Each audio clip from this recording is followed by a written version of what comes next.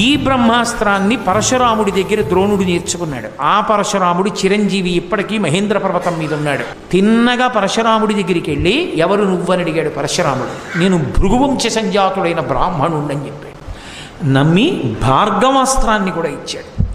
భార్గవాస్త్రాన్ని బ్రహ్మాస్త్రాన్ని కూడా ఉపదేశం చేసేసాడు.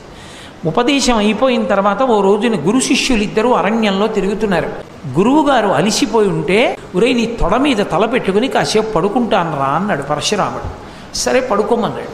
ఇంతలో దంశుడు అని ఒక రాక్షసుడు, దానికి 8 కోరలతో ఉంటుంది, అది కాళ్లతోటి. అది తొడ కొరికేస్తోంది కర్ణుడిది. తన తొడ కదిపితే గురువుగారికి నిద్రాభంగం అవుతుంది. కర్ణుడు కదపలేదు తొడ, అది తొలిచేస్తోంది తొడని. ఆ నెత్తురు కారి కారి కారి కారి పడుకున్న పరశురాముడి భుజం కిందకి వెళ్ళింది. పరశురాముడు దిగ్గున నిద్ర లేచి చూసుకున్నాడు.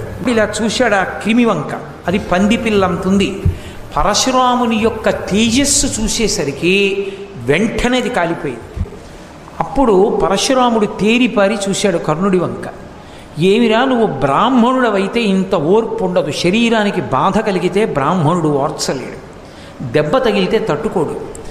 క్షత్రియుడైతేనే తట్టుకుంటాడు. నువ్వు క్షత్రియుడవా, బ్రాహ్మణుడివి మాత్రం కాదు. నువ్వు అబద్ధం చెప్పావు, నిజం చెప్పు, నువ్వెవరని అడిగాడు. అడిగితే నేను సూతుడను అని చెప్పాడు కర్ణుడు. వెంటనే పరశురాముడు అన్నాడు, నువ్వు నా దగ్గర అబద్ధం చెప్పి అస్త్రాల్ని పొందావు కనుక ఆపత్కాలమునందు నీకు ఈ అస్త్రములు స్ఫురించకుండుగాక అన్నాడు. అందుకే కర్ణుడికి మరణ సమయంలో బ్రహ్మాస్త్రం కానీ భార్గవాస్త్రం కానీ జ్ఞాపకానికి రాలేదు.